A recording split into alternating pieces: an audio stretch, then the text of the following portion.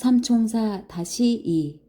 루이 13세 치세 말기와 루이 14세 치세 초기에 프랑스에서 일어난 몇몇 사건들에 대한 라페르 백작의 회고록.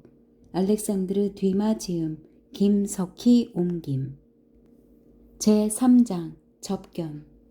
트레빌은 기분이 몹시 언짢은 상태였지만 이마가 땅에 닿도록 절하는 젊은이에게 정중히 답례했다. 그리고 젊은이가 배아른 사투리로 인사하자 자신의 젊은 시절과 고향 생각이 떠올라 미소를 지었다. 사람은 아무리 나이를 먹어도 이 두 가지 추억이 떠오르면 미소를 짓게 마련이다. 하지만 그는 인사를 받자마자 대기실 쪽으로 걸어가면서 다르타냥과 면담을 시작하기 전에 다른 사람들과 먼저 끝낼 일이 있으니 양해해달라고 부탁하는 것처럼 다르타냥에게 손짓을 하고는 대기실을 향해 세 사람의 이름을 불렀다. 한 사람씩 이름을 부를 때마다 목소리가 점점 커져서 처음에는 명령조였던 목소리가 나중에는 화난 목소리로 바뀌어 있었다. 아토스, 포르토스, 아라미스.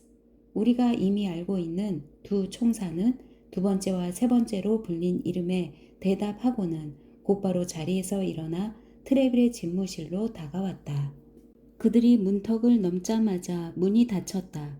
그들의 태도는 아주 침착하지는 않았지만 기품이 있는 동시에 순종적이어서 다르타냥의 찬탄을 자아냈다. 하기야 다르타냥은 총사대장을 벼락으로 무장한 제우스라고 생각하고 있었던 만큼 두 총사를 반신반의의 존재로 생각하는 것도 당연했다. 두 총사가 들어가고 문이 닫히자 이 호출로 새로운 영양분을 공급받은 대기실에서는 웅성대는 소리가 다시 시작되었다. 그리고 집무실 안에서는 트레빌이 아무 말 없이 눈살을 찌푸린 채 사열이라도 받는 듯 굳은 표정으로 입을 꽉 다문 포르토스와 아라미스 앞을 지나 방안을 한쪽 끝에서 다른 쪽 끝까지 서너 번 왕복한 뒤 갑자기 두 사람 앞에 멈춰섰다. 그러고는 그들을 머리 끝에서 발끝까지 성난 눈길로 훑어보면서 큰 소리로 말했다. 폐하께서 나한테 뭐라고 하셨는지 아나? 그것도 어제 저녁에. 어때? 알고 있나? 모릅니다. 두 총사는 잠시 입을 다물고 있다가 대답했다. 모릅니다, 대장님. 하지만 폐하께서 뭐라고 하셨는지 저희에게도 들려주셨으면 합니다. 아라미스가 우아하게 절을 하면서 지극히 공손한 어조로 덧붙였다. 앞으로는 근위대 총사를 추기경의 친위대원들 중에서 선발하겠다고 말씀하셨어. 추기경의 친위대원들 중에서요? 도대체 이유가 뭡니까? 포르토스가 날카롭게 물었다. 폐하에 싸구려 포도주에 좋은 포도주를 섞어서 맛을 높일 필요가 있다고 생각하신 거지. 두 총사는 얼굴이 눈의 흰자위까지 빨개졌다. 다르타냥은 그 일이 자신과 무슨 관계가 있는지 몰랐지만 30m 땅속으로라도 숨고 싶은 심정이었다. 그래 맞아. 트레빌이 더욱 기운차게 말을 이었다. 폐하의 말씀이 오라. 궁정에서 총사대가 형편없어 보이는 건 사실이니까. 어제도 추기경이 폐하와 체스를 두면서 불쾌하기 짝이 없는 태도로 말했어. 그저께 그 빌어먹을 총사들 앞뒤 분간도 못하는 자들이 라고 말을 시작했는데 추기경은 이 말을 빈정거리듯 강조했고 그게 나에겐 더욱 불쾌했단 말이야. 어쨌든 추기경은 그 살쾡이 같은 눈으로 나를 바라보면서 덧붙이는데 그 허풍쟁이들이 페루가에 있는 술집에 밤늦게까지 남아있었기 때문에 순찰을 돌고 있던 저의 친위대원들이 그 난동자들을 체포할 수밖에 없었습니다 하는 거야. 제기랄 자기네들도 거기에 대해 조금은 알고 있겠지? 총사대원을 체포하다니 자네들도 그 자리에 있었어. 부인하지 마. 목격자도 있으니까. 추기경은 자네들의 이름까지 말했어. 그래 그게 다 내 불찰이야. 내 부하들을 내가 뽑았으니까. 이봐 아라미스. 자네는 사제복을 입었으면 아주 잘 어울렸을 텐데 도대체 왜 총사대 제복을 입으려 했나? 이봐 포르토스. 그 멋진 어깨띠를 두른 건 단지 밀집 칼을 매달기 위해선가? 그리고 아토스가 안 보이는군. 어디 갔지? 아토스는 몸져 누웠습니다, 대장님. 아라미스가 침울한 얼굴로 대답했다. 심하게 아픕니다. 몸져 누웠다고? 심하게 아프다고? 무슨 병인데? 천연두가 아닐까 걱정하더군요. 포르토스가 자기도 대화에 끼어들고 싶어서 대답했다. 그게 사실이라면 얼굴이 곰보가 될 텐데 참으로 딱한 일이죠. 천연두라고? 그건 정말 유쾌한 얘기로군. 그 나이에 천연두에 걸렸다고? 천만에 그럴 리가 없어. 아토스는 다친 게 분명해. 아니 어쩌면 죽었을지도 몰라. 젠장 이봐. 자네들 나는 자네들이 그런 상스러운 곳에 드나들고 길거리에서 싸움질이나 하고 내거리에서 칼부림이나 하는 걸 바라지 않네. 요컨대 추기경의 친위 대원들에게 웃음거리가 되는 건 바라지 않아.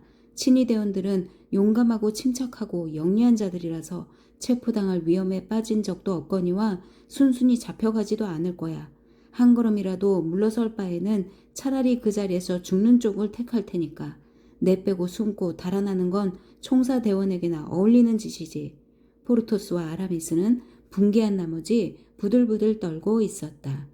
트레빌이 그렇게 심한 말을 퍼붓는 것도 실은 자신들을 사랑하기 때문이라는 것을 느끼지 못했다면 그들은 당장에 트레빌의 목을 졸라 죽이고 말았을 것이다. 그들은 카페 뒤에서 발을 구르고 피가 나도록 입술을 깨물고 칼자루를 힘껏 쥐었다. 문 밖에 있던 사람들은 아까 아토스와 포르토스와 아라미스를 부르는 소리를 들었고 트레빌의 말투로 보아 단단히 화가 난 모양이라고 짐작했다. 호기심으로 머리를 벽에 대고 있던 총사들은 분노로 얼굴이 하얘졌다. 문에 찰싹 달라붙은 귀들은 안에서 오가는 대화를 한마디도 놓치지 않았고 그들의 입술은 대장이 내뱉는 욕을 대기실에 있는 모든 사람에게 차례로 전달했기 때문이다.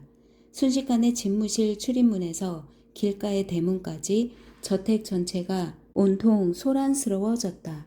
국왕의 총사대원들이 추기경의 친위대원들에게 체포를 당하다니 트레빌도 속으로는 부하들만큼이나 붕괴하고 있었지만 한마디 할 때마다 말을 끊고 듣는 이들의 가슴을 단검으로 찌르듯 한마디 한마디를 그들의 가슴에 쑤셔박았다. 추기경의 친위대원 6명이 국왕폐하의 총사 6명을 체포하다니 제기랄 나는 결심했어. 곧장 르브르로 가서 총사 대장직을 사직하고 추기경 친위대의 부대장직을 요청하겠어. 거절당하면 젠장 신부가 될 거야. 이 말이 전해지자 문 밖의 웅성거림이 갑자기 소란해졌다. 사방에서 들리는 소리라고는 욕설뿐이었다. 제기랄이니 빌어먹으리니 연병하리니 하는 온갖 욕설이 호공에서 난무했다. 다르타냥은 몸을 숨기려고 벽에 걸린 테피스트리를 찾았고 탁자 밑으로 기어들고 싶은 마음이 굴뚝 같았다. 대장님, 포르토스가 말했다. 6대6으로 싸운 건 사실이지만 저희들은 기습을 당했기 때문에 미처 칼을 빼기도 전에 2명이 죽었고 아토스는 중상을 입는 바람에 힘을 쓰지 못했습니다. 아토스가 어떤 사람인지는 대장님도 잘 아시지 않습니까? 아토스는 2번이나 일어나려고 했지만 그때마다 다시 쓰러지고 말았습니다. 하지만 그래도 저희는 항복하지 않았어요. 그럼요. 저희들은 강제로 끌려갔지만 도중에 도망친 겁니다. 놈들도 아토스는 죽은 줄 알았기 때문에 데려갈 가치가 없다고 생각해서 그대로 내버려 두었지요. 사실은 그렇게 된 겁니다. 대장님, 싸울 때마다 매번 이길 수는 없지 않습니까? 저 위대한 폼페이우스도 파르살로스 전투에서 패했고 프랑스와 1세도 누구 못지않게 훌륭한 분이라고 들었지만 파비아에서 패한 적이 있습니다. 저는 한 녀석의 칼을 빼앗아 그놈을 죽였습니다. 아라미스가 말했다. 제 칼이 초장에 부러져 버렸거든요. 그놈이 죽었는지 상처만 입었는지는 대장님 좋으실 대로 생각하십시오. 그런 줄은 몰랐어. 트레빌이 아주 부드러운 어조로 말했다. 추기경이 사태를 과장해서 말했군. 하지만 대장님, 부탁이 있는데요. 대장의 분노가 가라앉는 것을 보고 아라미스가 말을 꺼냈다. 아토스가 다쳤다는 말씀은 하지 않았으면 합니다. 그런 소문이 폐하의 귀에 들어가게 되면 아토스는 아마 절망에 빠질 겁니다. 상처가 어깨에서 가슴까지 관통한 중상이어서 어쩌면 생명이. 바로 그때 문에 휘장이 거치더니 기품있고 잘생겼지만 몹시 창백한 얼굴이 휘장 가장자리의 술 장식 밑에서 나타났다. 아토스! 2 총사가 동시에 외쳤다. 아토스! 트레빌도 외쳤다. 부르셨다면서요? 아토스가 기운은 없지만 침착한 목소리로 말했다. 대장님이 부르셨다는 얘기를 전해 듣고 부랴부랴 달려왔습니다. 무슨 일입니까? 이렇게 말하고는 평소 버릇대로 허리띠를 졸라매고 나무랄 데 없이 차려입은 모습으로 당당하게 집무실로 들어왔다. 트레빌은 진심으로 감동하여 그에게 달려갔다. 지금 이 대원들에게 말하고 있었네. 트레빌이 말했다. 우리 대원들은 쓸데없이 목숨을 위험에 빠뜨려서는 안 된다고. 총사들은 국왕 폐하께 매우 소중한 사람들이고 폐하께서는 총사들이야말로 이 세상에서 가장 용감한 자들이라고 잘 알고 계시니까. 자, 악수나 하세. 아토스. 트레빌은 방금 들어온 총사가 이 애정 표현에 미쳐 반응하기도 전에 그의 오른손을 힘껏 쥐었다. 자제력이 강한 아토스지만 아파서 움찔하고 더 이상 창백해질 수 없을 만큼 핏기 없는 얼굴이 더욱 헬쓱해진 것도 트레빌은 알아차리지 못했다. 집무실 문은 아까부터 빠끔히 열려 있었다. 아토스가 다친 사실은 비밀에 붙여졌지만 모르는 사람이 없었기 때문에 그가 이렇게 달려오자 흥분과 감동으로 소동이 벌어졌다. 사람들은 총사대장의 마지막 말에 함성을 질렀고 감격한 나머지 두세 명이 휘장 틈새로 얼굴을 내밀었다. 트레빌은 이 무례한 행동을 꾸짖으려 했지만 그때 갑자기 아토스의 손이 그의 손 안에서 꿈틀거리는 것을 느끼고 그에게 눈을 돌렸다. 아토스는 기절하기 직전이었다. 온 힘을 짜내어 고통과 싸우고 있던 아토스가 마침내 견디지 못하고 바닥에 쓰러지고 말았다. 의사를 트레빌이 외쳤다. 내 주치의, 폐하의 주치의, 최고의 의사를 불러. 어서 빨리. 안 오면 내 용감한 아토스가 죽을 거야. 트레빌의 고함 소리에 놀란 사람들이 모두 그의 집무실로 뛰어 들어왔다. 트레빌이 문을 닫을 생각도 하지 않았기 때문에 저마다 부상자를 도우러 온 것이다. 하지만 의사가 때마침 그 저택 안에 있지 않았다면 이 모든 관심도 아무 소용이 없었을 것이다. 의사는 사람들을 해치고 여전히 인사불성인 아토스에게 다가갔지만 주위의 소란이 방해가 되었기 때문에 우선 환자를 옆방으로 옮겨달라고 요구했다. 트레빌은 당장 문을 열고 포르토스와 아라미스를 옆방으로 안내했다. 두 총사는 아토스를 안아들고 트레빌을 따라갔다. 그 뒤를 의사가 따랐고 의사가 들어가자 문이 닫혔다. 평소에는 그토록 신성하게 여기는 장소인 트레빌의 집무실이 잠깐이나마 보조 대기실이 되었다. 모두 큰 소리로 떠들어대고 열변을 토하며 추기경과 그의 친위 대원들을 저주하고 욕하고 악마에게 보냈다. 잠시 후 포르토스와 아라미스가 돌아왔다. 의사와 트레빌만 부상자 곁에 머물러 있었다. 이윽고 트레빌도 돌아왔다. 부상자가 의식을 되찾은 것이다. 의사의 말에 따르면 환자의 상태는 걱정할 필요가 없고 단지 출혈 때문에 실신한 것뿐이었다. 트레빌이 손짓으로 신호를 보내자 다들 집무실에서 물러갔다. 오직 다르타냥만이 트레빌을 면담할 차례라는 것을 잊지 않고 가스코뉴 사람다운 끈기를 발휘하여 남아 있었다. 모두 밖으로 나가고 문이 다시 닫히자 고개를 돌린 트레빌의 눈길에 한 젊은이가 잡혔다.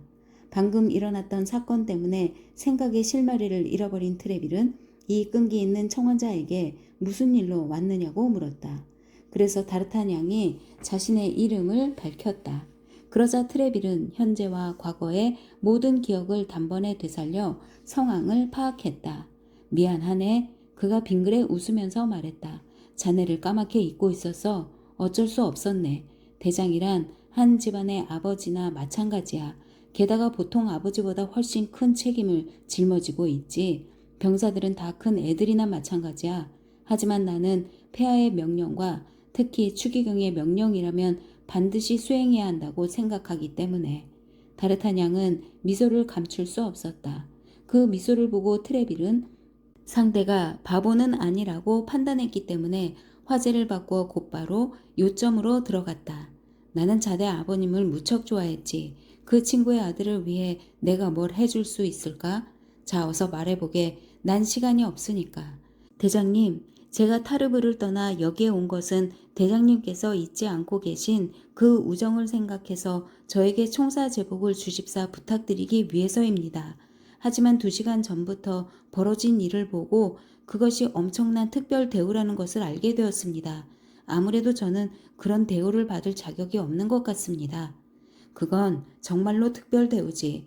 하지만 자네가 생각하는 만큼 과분한 것은 아닐 거야. 하지만 이런 경우에 대비하여 폐하께서 만들어 놓은 규정이 있는데 자네한텐 안 됐지만 전투에 몇 번 참전했다든가 어떤 공훈을 세웠다든가 아니면 우리 총사대는 아니더라도 다른 부대에서 2년 동안 근무했다든가 하는 증거가 없으면 누구도 총사가 될 수 없다네. 다르타냥은 묵묵히 그 말을 받아들였다.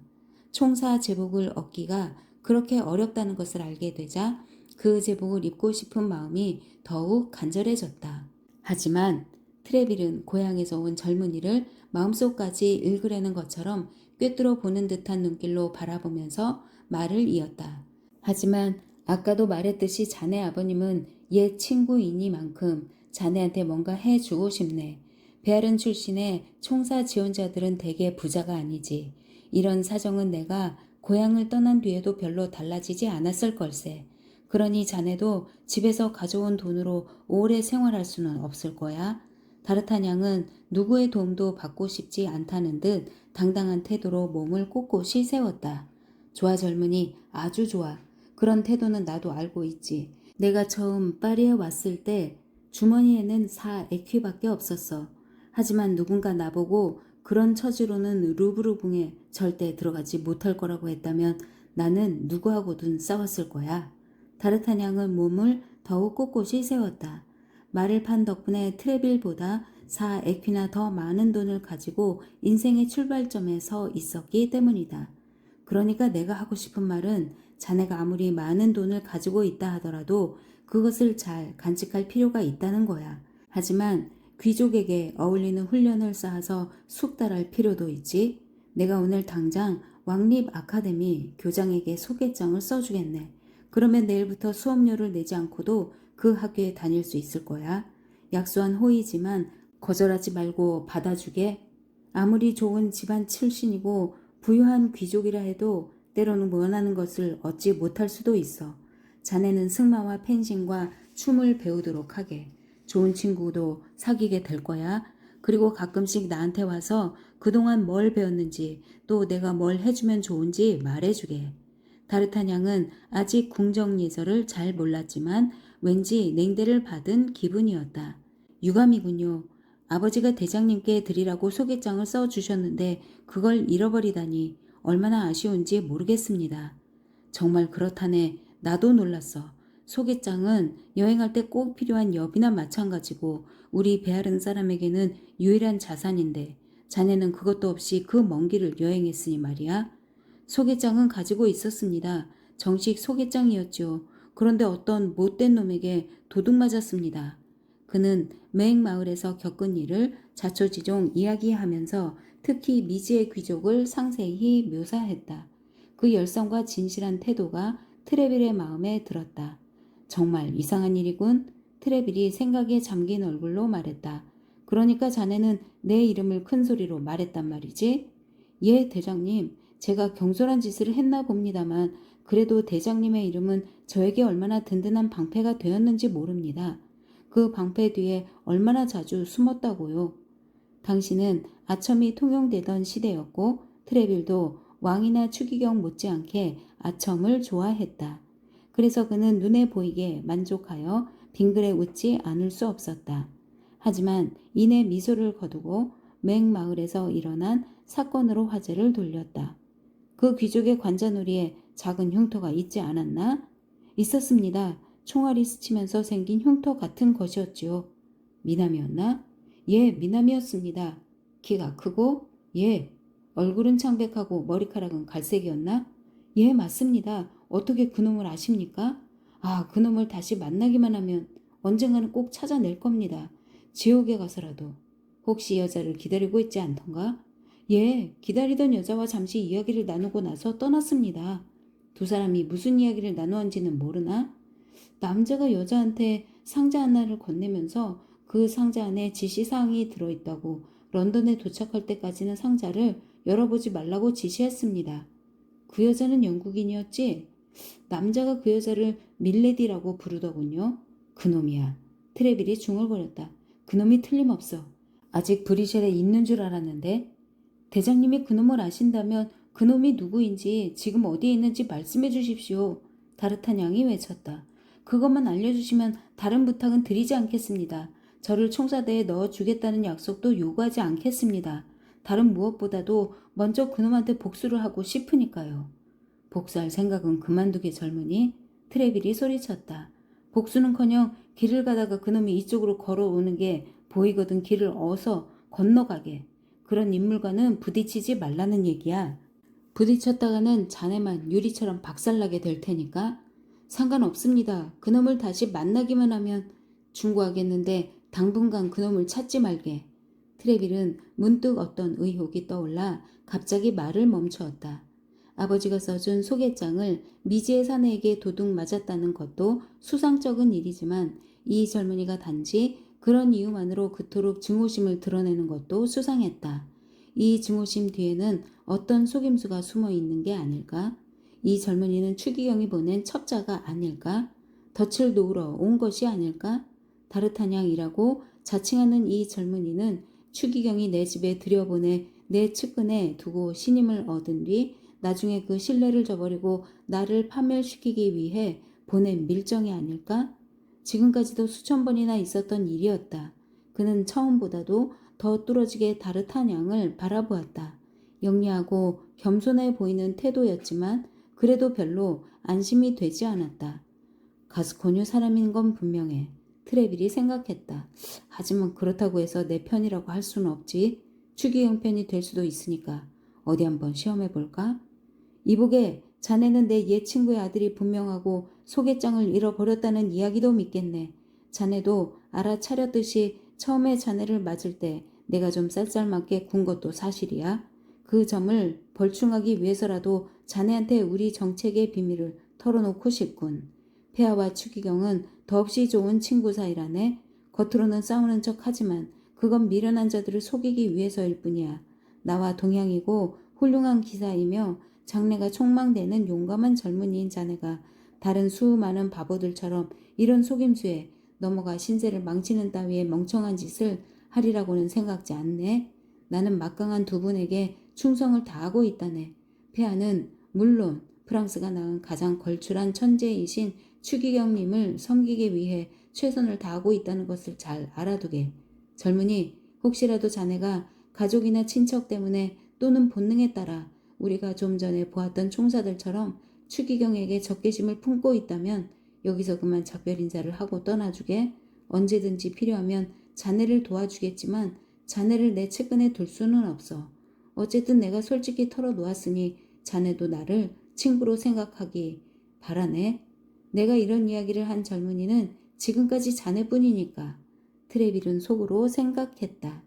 만약 추기경이 이 여우 새끼를 보낸 거라면 내가 자기를 얼마나 증오하는지 그도 잘 알고 있으니까 내 환심을 사는 최선의 방법은 자기를 마구 헐뜯을 거라고 밀정에게 일러두었을 거야.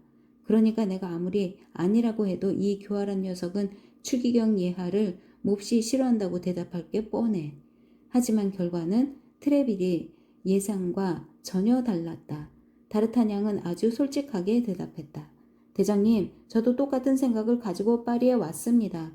아버지는 저에게 구강폐하와 추기경님과 대장님 이렇게 세 분이 프랑스에서 가장 중요한 분이라고 하시면서 이 세 분 말고는 누구에게도 고개를 숙이지 말라고 하셨습니다. 다르타냥은 왕과 추기경 뒤에 트레비를 덧붙였는데 그래도 손해볼 건 없다고 생각했기 때문이다. 그래서 저는 추기경님을 깊이 존경하고 있습니다. 그리고 그분의 행동에 대해서도 깊은 존경심을 품고 있습니다.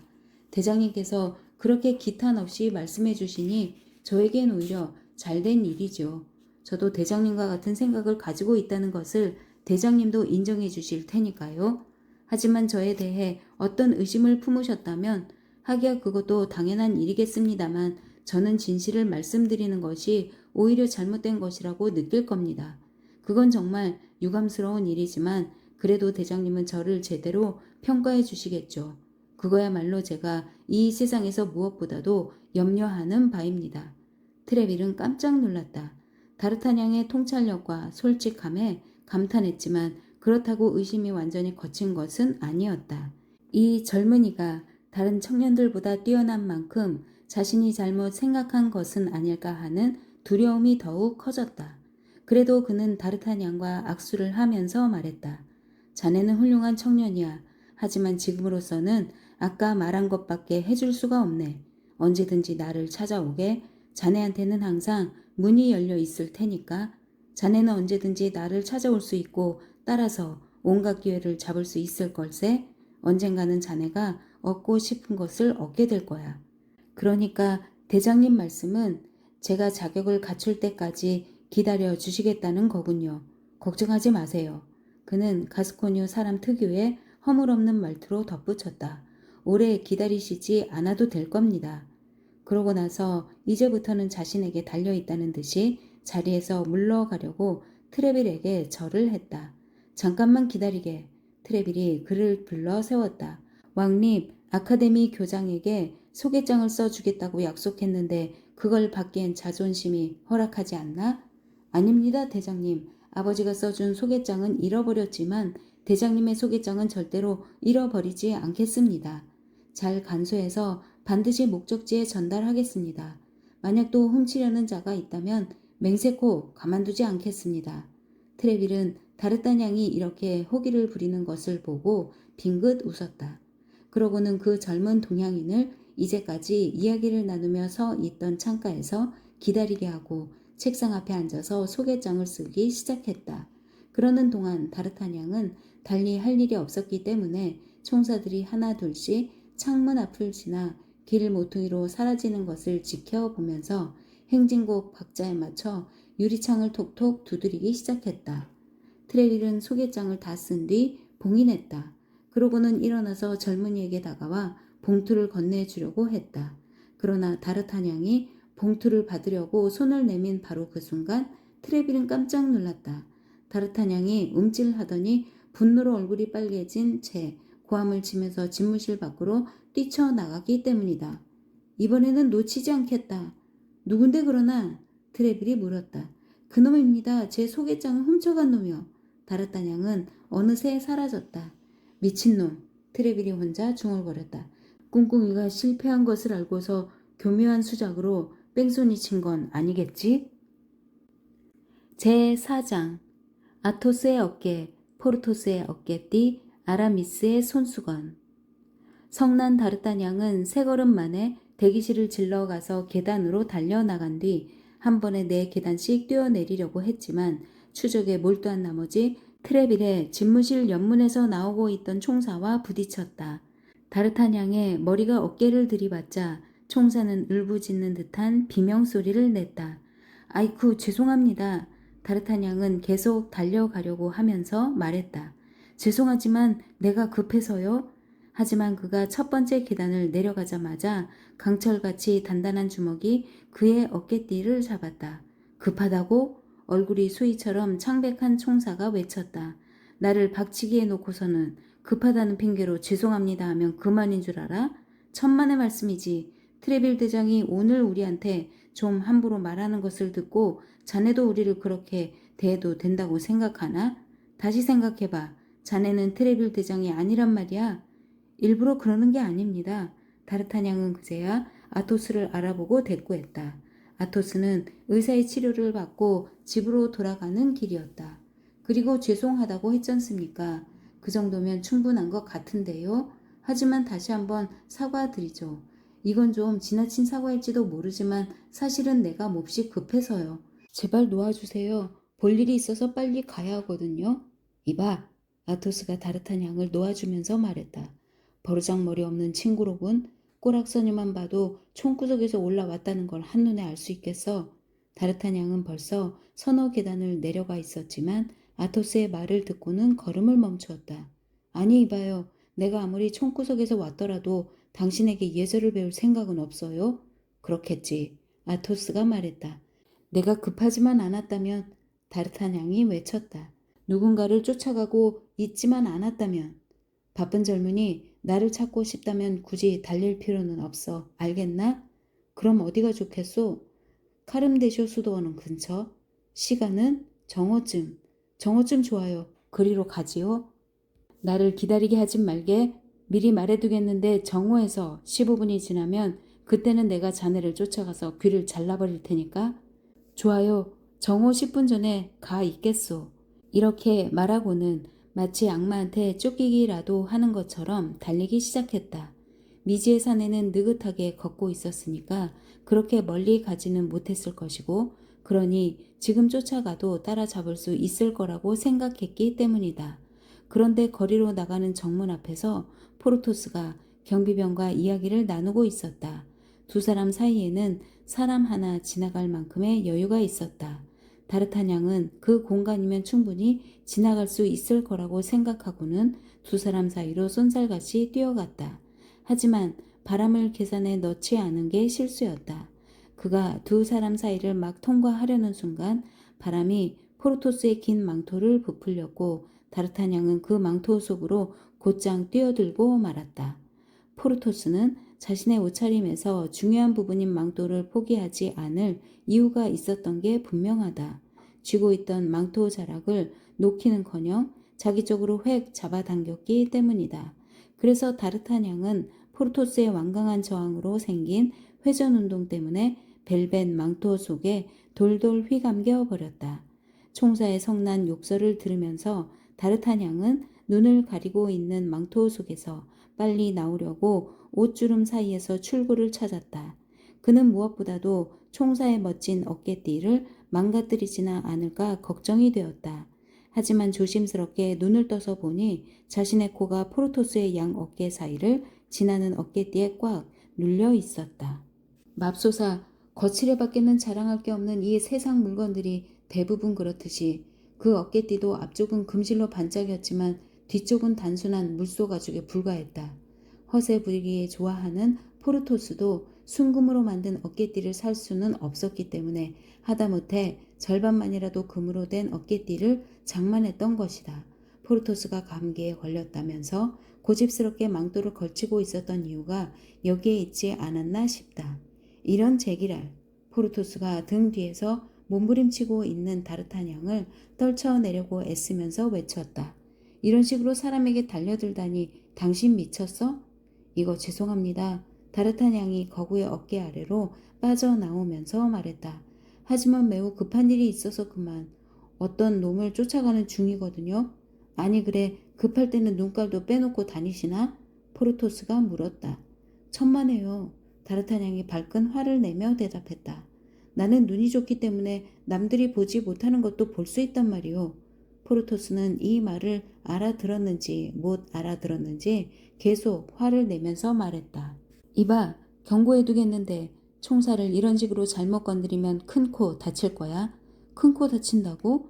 그거 참 귀에 거슬리는 말이군. 걸핏하면 적과 마주치는 사람에겐 꼭 들어맞는 말이지. 아무렴 당신이야말로 적과 마주치면 잽싸게 등을 돌린다며? 다르타냥은 자신의 농담에 만족하여 껄껄 웃으면서 그 자리를 떠나려고 했다.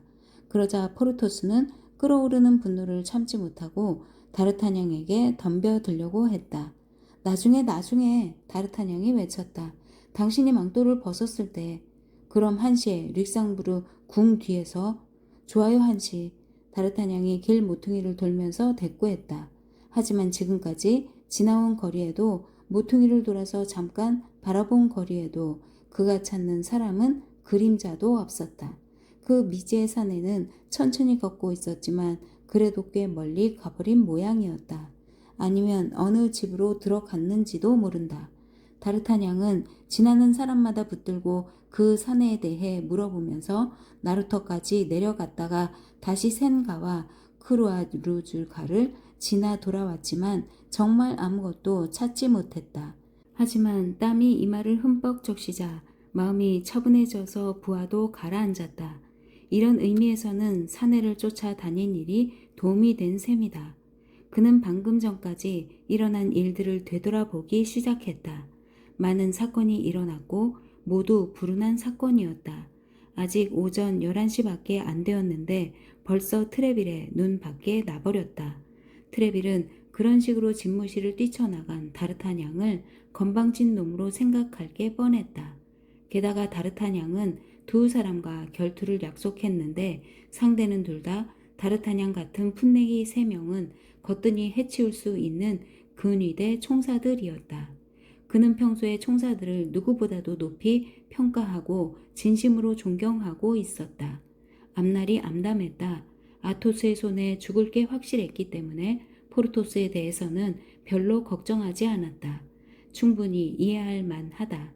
하지만 사람의 마음속에서 마지막까지 살아남는 게 희망이기 때문에 물론 중상은 입겠지만 2차례의 결투에서 살아남을 수도 있지 않을까 하고 기대하게 되었다.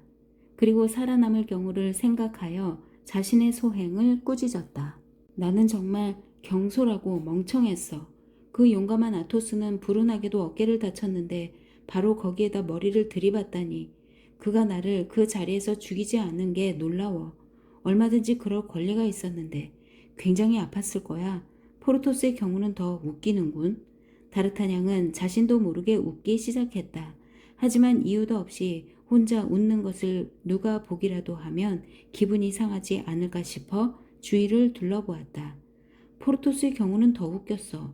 세상에 그런 식으로 느닷없이 남에게 달려드는 사람도 있나?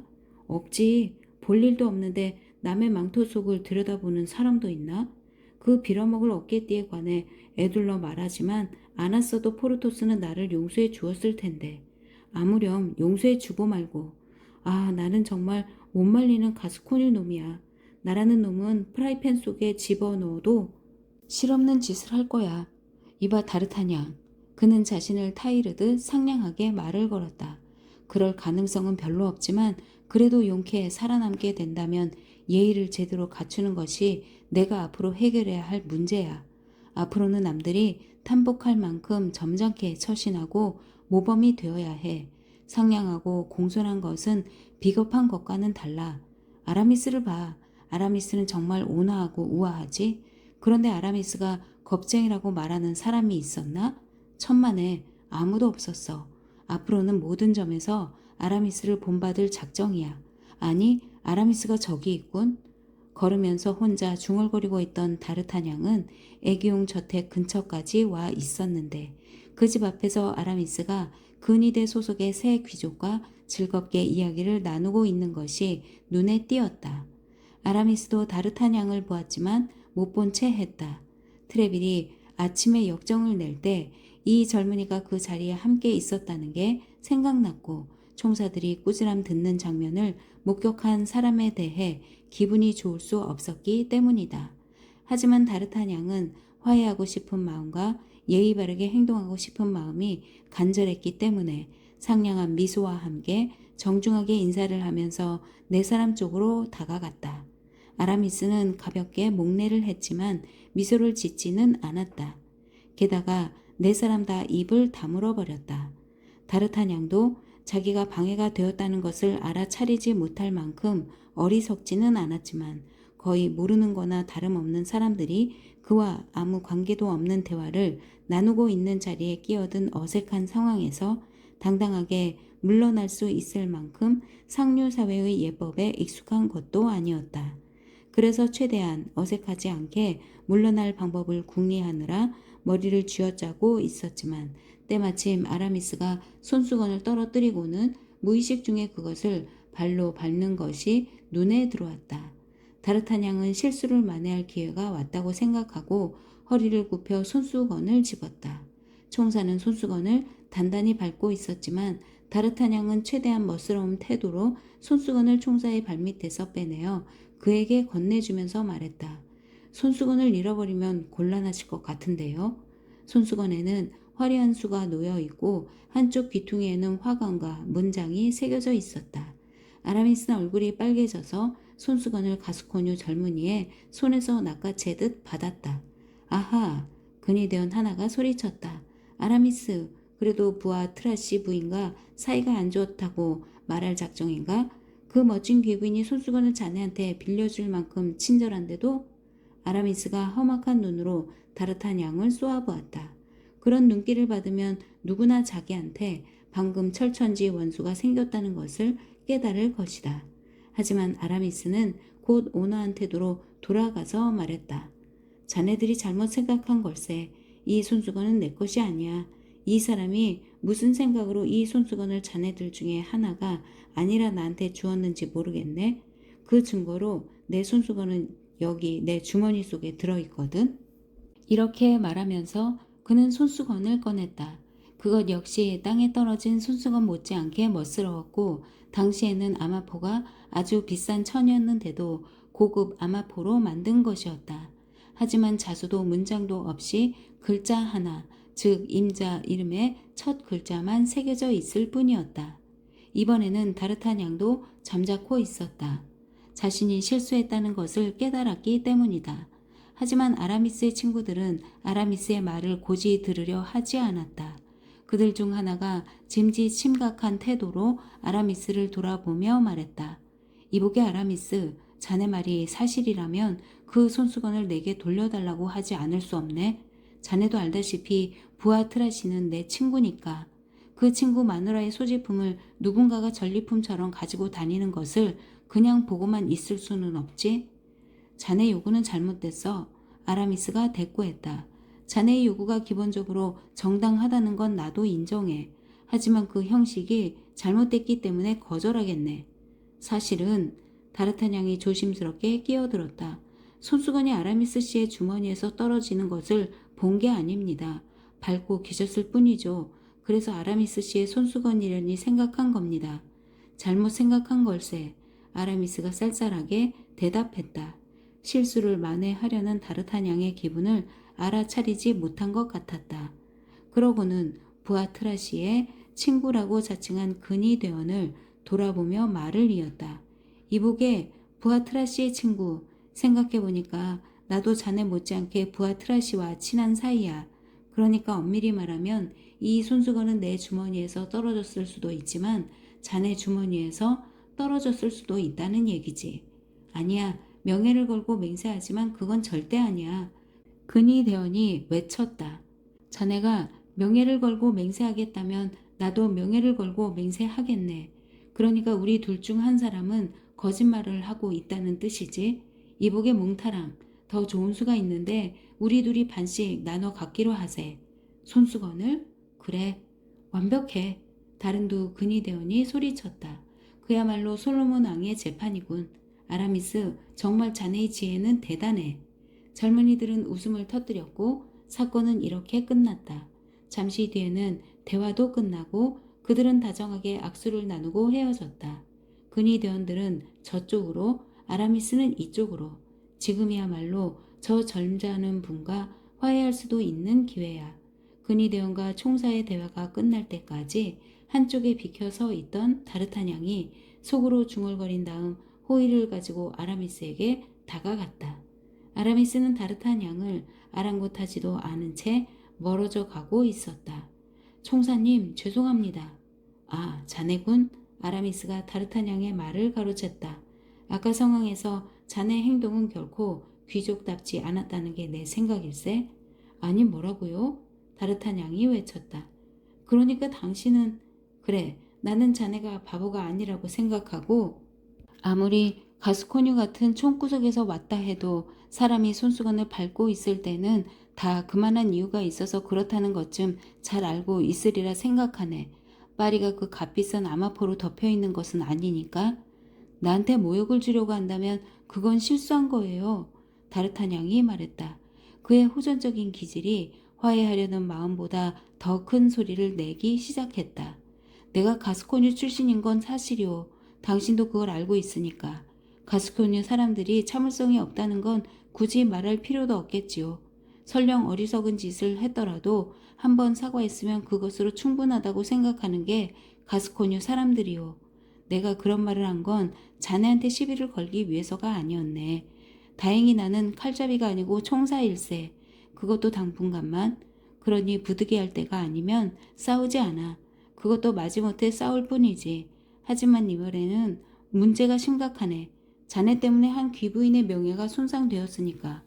우리 때문이란 말이겠죠? 다르타냥이 외쳤다. 도대체 무엇 때문에 눈치 없이 손수건을 나한테 돌려주었나? 도대체 무엇 때문에 눈치 없이 손수건을 떨어뜨렸소? 아까도 말했지만 다시 말하면 이 손수건은 내 주머니에서 나온 게 아니야. 아, 그래요?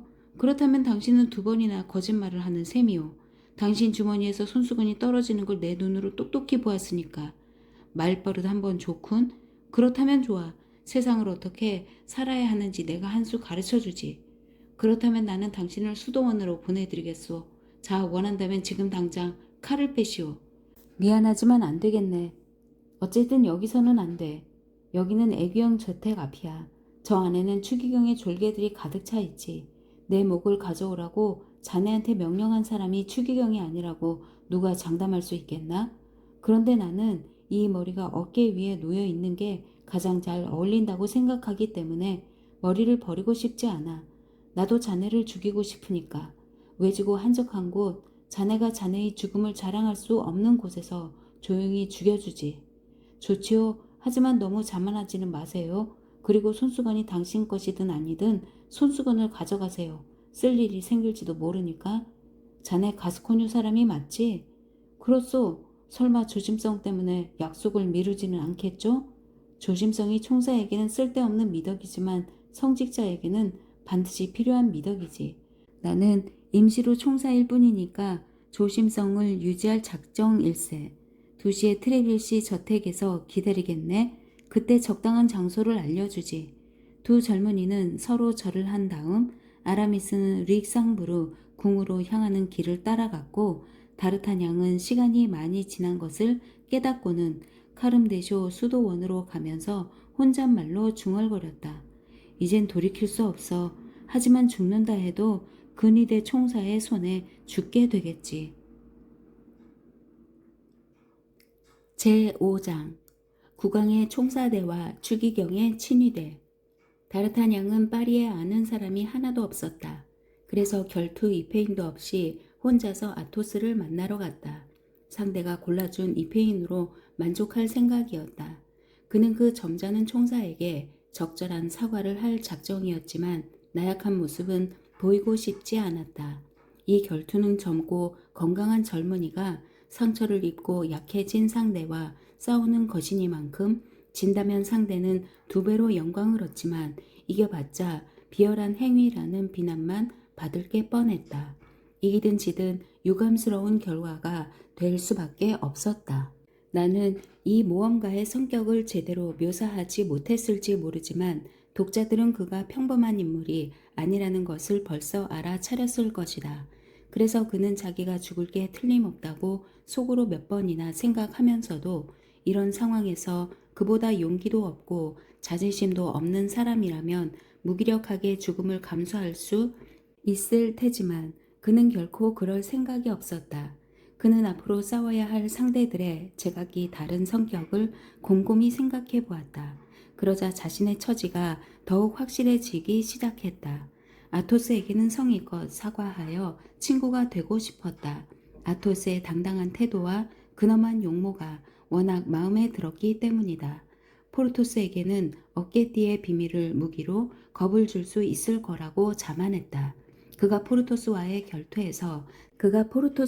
결투에서 단칼에 죽지 않으면 어깨띠의 실체를 모든 사람에게 말해줄 수 있을 것이고 그 이야기가 용케 효과를 발휘하면 포르토스는 사람들의 웃음거리가 될 것이기 때문이다.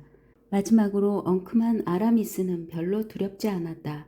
그와 결투를 벌이게 된다면 멋지게 해치울 수 있다고 자신했다. 아니면 카이사르가 폼페이우스의 병사들과 싸우는 부하들에게 권했듯이 적어도 아라미스의 얼굴을 공격하여 그가 그토록 자랑스럽게 여기는 그 잘생긴 낯짝을 영원히 망가뜨려 놓겠다고 마음먹었다. 게다가 다르타냥에게는 아버지의 충고가 마음속에 심어준 그 확고부동한 결심이 있었다. 국왕 폐하와 추기경과 트레빌씨를 빼고는 누구의 모욕도 참으면 안 된다는 것이 아버지의 충고였다. 그래서 그는 카름데쇼 수도원으로 걸어서 갔다기보다는 날아서 갔다. 창문도 없는 이 수도원은 황량한 벌판에 둘러싸여 있었는데 낭비할 시간이 없는 남자들은 프레오 클레르에 인접한 이 벌판을 결투 장소로 이용할 때가 많았다. 다르타냥이 수도원 발치에 펼쳐져 있는 작은 공터가 보이는 곳까지 왔을 때 아토스는 이미 5분 전에 도착하여 기다리고 있었다. 때마침 정오를 알리는 종소리가 들려왔다. 따라서 아토스는 사마리아 여인만큼 정확한 셈이었고 결투에 대해 가장 까다로운 사람도 불평할 수가 없었다. 아토스는 트레빌의 주치의가 상처에 붕대를 새로 감아주긴 했지만 여전히 통증에 시달리고 있었다. 그런데도 그는 커다란 바위돌 위에 앉아서 한시도 그를 떠난 적이 없는 그 평온한 표정과 근엄한 태도로 결투 상대를 기다리고 있었다. 다르타냥이 보이자 그는 일어나서 정중하게 몇 발짝 다가왔다. 다르타냥도 모자를 벗어 들고 모자의 깃털 장식이 땅바닥에 질질 끌릴 만큼 공손한 태도로 다가왔다. 내 입회인이 되어줄 두 친구에게 연락을 했는데 아직 도착하지 않았네. 약속 시간에 늦을 사람이 아닌데. 아토스가 말했다. 나는 입회인이 없습니다, 총사님. 다르타냥이 말했다. 어제야 파리에 도착했기 때문에 트레빌 씨 말고는 아는 사람이 없거든요. 우리 아버지가 트레빌 씨의 친구라서 나를 그분께 추천해 주셨지요. 아토스가 잠시 생각에 잠기더니 입을 열고 물었다.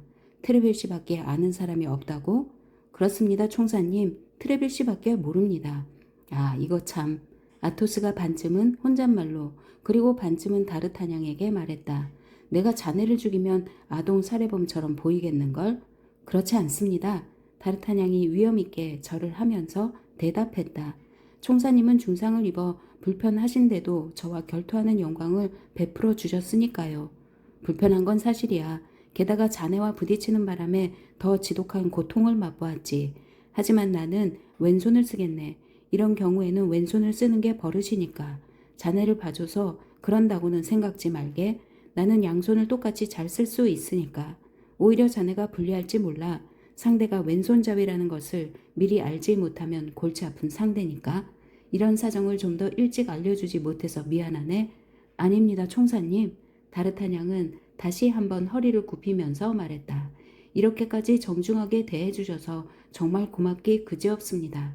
자네가 그렇게 나오니까 내가 난처하군. 아토스가 귀족다운 태도로 대답했다. 괜찮다면 다른 이야기를 하세. 아야, 자네 때문에 상처가 덧났어. 어깨가 불타는 것 같아. 허락해 주신다면 다르타냥이 조심스럽게 말했다. 뭔데? 기적처럼 상처에 잘 듣는 연고가 나한테 있습니다. 어머니한테 받은 비약인데 내가 다쳤을 때 써봤습니다. 그랬더니 효과가 직방이더군요. 장담하는데 이 약을 바르면 사흘도 지나기 전에 싹 나을 겁니다. 사흘 뒤에 상처가 나으면 그때 결투하는 것은 어떻습니까? 그래도 내게는 큰 영광이 될 텐데요. 다르타냥이 말하는 태도가 더없이 솔직하고 꾸밈이 없었다. 그 태도는 그의 용기를 조금도 해치지 않고 정중한 예의를 더욱 돋보이게 해주었다. 그거 참 마음에 드는 제의로군. 아토스가 말했다. 그 제의를 받아들이겠다는 뜻은 아니지만 자네의 말에서는 왠지 귀족다운 도량이 느껴져. 사르마뇨 시대의 기사들도 그런 식으로 말하고 행동했지. 기사라면 마땅히 사르마뇨를 본받으려고 애써야 돼. 하지만 지금은 불행하게도 그 위대한 황제의 시대가 아니라 추기경의 시대야. 아무리 비밀을 굳게 지킨다 해도 사흘 뒤에는 우리가 결투할 거라는 소문이 쫙 퍼질 것이고 그렇게 되면 우리의 결투는 방해를 받게 될 거야. 아니, 그런데 이 느림보 친구들은 왜 안 오는 거지? 바쁘시면 다르타냥이 조금 전에 결투를 사흘 미루자고 제의했을 때처럼 솔직한 태도로 말했다. 그러니까 지금 당장 해치우고 싶으시면 어서 좋으실 대로 하시죠. 그 말도 마음에 드는군. 아토스가 우아하게 고개를 끄덕이며 말했다. 어리석은 사람이 할 수 있는 말은 아니야. 용기 있는 자에게 어울리는 말이지. 나는 자네 같은 기질을 가진 사람이 좋아. 우리가 서로 죽이지 않는다면 나중에 정말 즐겁게 대화를 나눌 수 있을 것 같군. 내 입회인들이 올 때까지 기다리세. 시간은 충분해. 입회인이 있는 편이 더 정확하겠지? 아, 저기 한 사람 오고 있군. 아닌 게 아니라 보시라르가 끝에 덩치 큰 포르토스의 모습이 보이기 시작했다. 아니, 다르타냥이 외쳤다. 총사님의 첫 번째 입회인이 포르토스 씨란 말인가요? 그래, 문제라도 있나? 아니, 천만에요. 저기 두 번째 입회인도 오는군. 아토스가 가리키는 쪽을 돌아다보니 아라미스였다. 아니, 다르타냥은 아까보다 더 놀라서 큰 소리로 외쳤다. 아라미스 씨가 두 번째 입회인이란 말인가요? 우리 셋이 늘 붙어 다닌다는 걸 모르는 모양이군. 총사대와 근위대에서도 궁정과 시내에서도 아토스와 포르토스와 아라미스는 찰떡 같은 삼총사로 알려져 있다네. 하기야 자네는 닥스나 포에서 왔으니까. 타르브입니다. 이런 사정을 모르는 것도 무리가 아니지. 삼총사라. 좋은 호칭이군요. 이번에 내가 벌인 모험이 세상에 알려지면 적어도 삼총사의 단결이 굳건하다는 사실은 입증될 겁니다. 그러는 동안 포르토스가 다가오면서 손을 흔들어 아토스에게 인사했다. 그런 다음 다르타냥 쪽으로 눈길을 돌렸다가 깜짝 놀라서 멈춰섰다. 말이 난 김에 언급해 두자면 포르토스는 어깨띠를 바꾸고 망토는 벗은 채였다. 아니 이런 이게 어찌된 일인지? 포르토스가 말했다. 이 젊은이가 나와 싸울 상대라네. 아토스가 손으로 다르타냥을 가리키더니 동시에 그 손으로 포르토스에게 인사하면서 말했다. 나도 이 젊은이와 싸우기로 되어 있는데. 포르토스가 말했다. 하지만 우리가 약속한 시간은 1시예요. 다르타냥이 말했다. 나도 이 젊은이와 싸우기로 되어 있어. 때마침 현장에 도착한 아라미스가 말했다.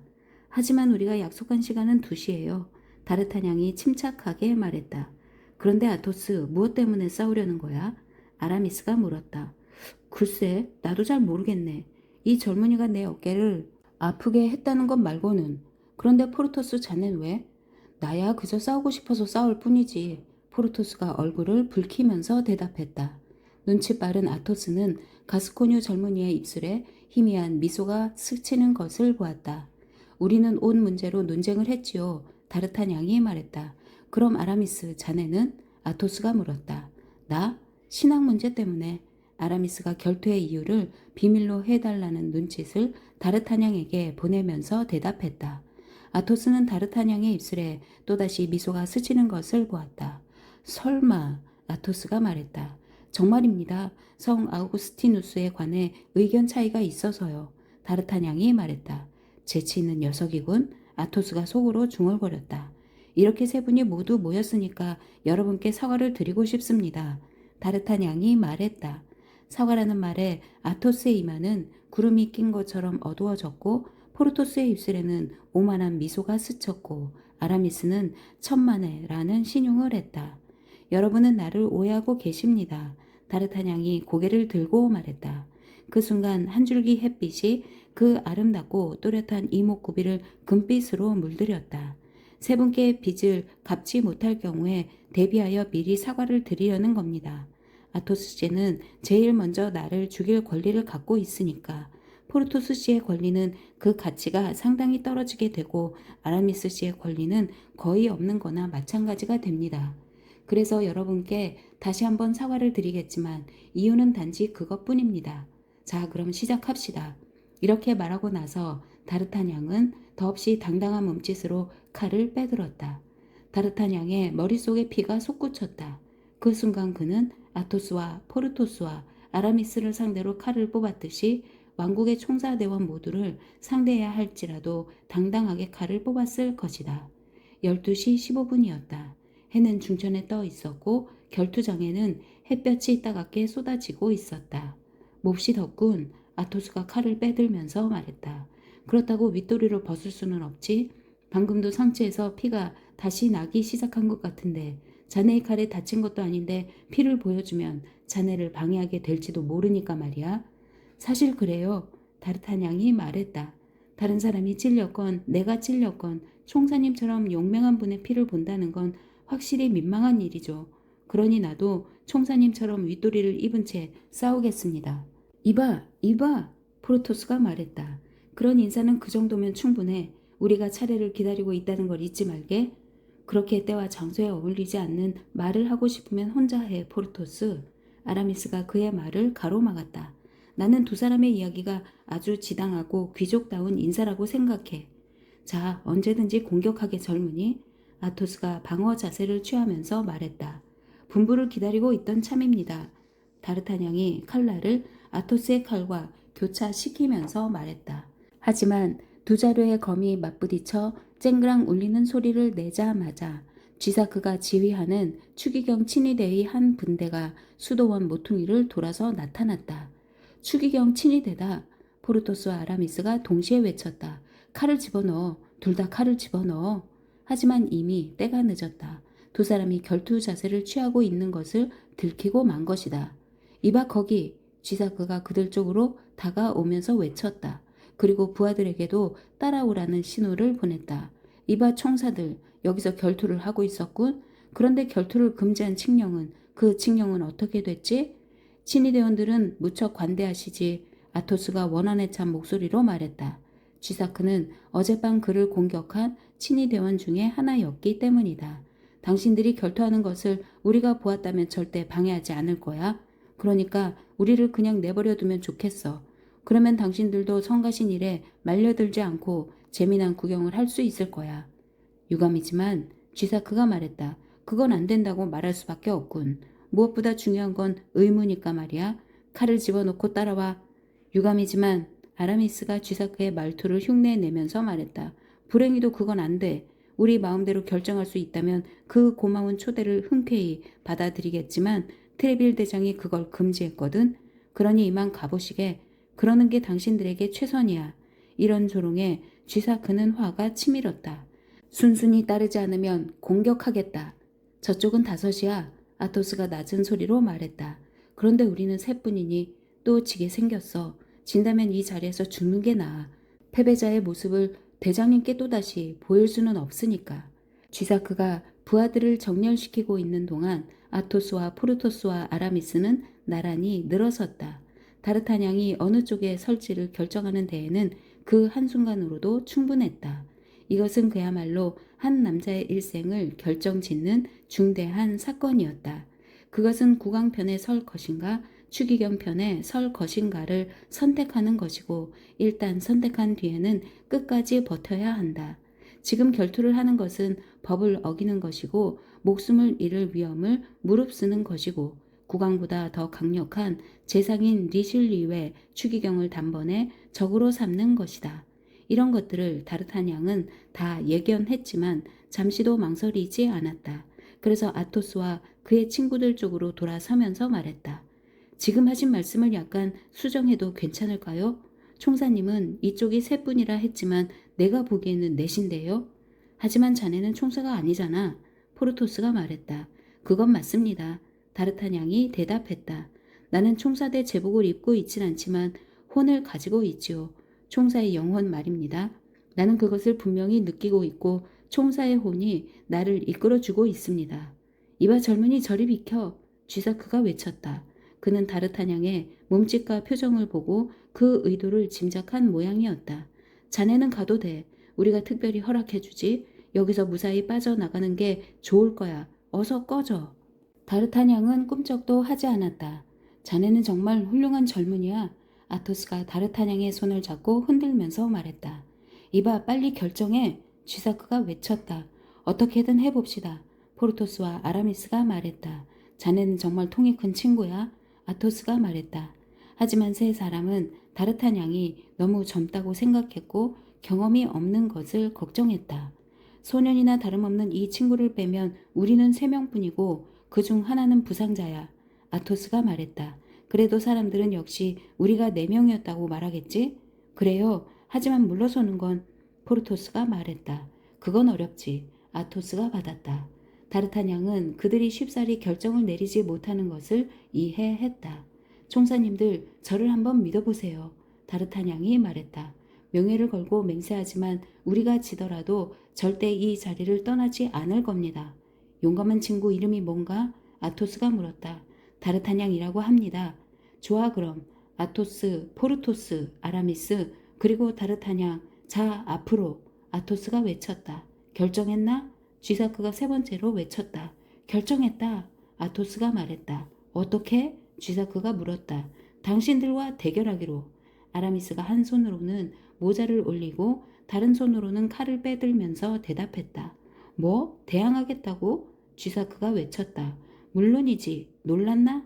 이리하여 9명의 투사들은 서로 상대에게 덤벼들었지만 그래도 나름의 체계를 유지했다. 아토스는 추기경의 총애를 받고 있는 카위자크를 상대했고 포르토스는 비스카라를 서로 상대했고 아라미스는 2명의 적수와 맞섰다. 한편 다르타냥은 다름 아닌 쥐사크에게 달려들었다. 가스코뉴 젊은이의 심장은 금방이라도 터질 것처럼 격렬하게 고동치고 있었다. 다행히 두려움 때문은 아니었다. 그에게 두려움 따위는 눈꼽만큼도 없었다. 그의 가슴이 두근거린 것은 경쟁심 때문이었다. 그는 성난 호랑이처럼 싸웠다. 상대의 주위를 10바퀴나 돌았고 자세와 위치를 20번이나 바꾸었다.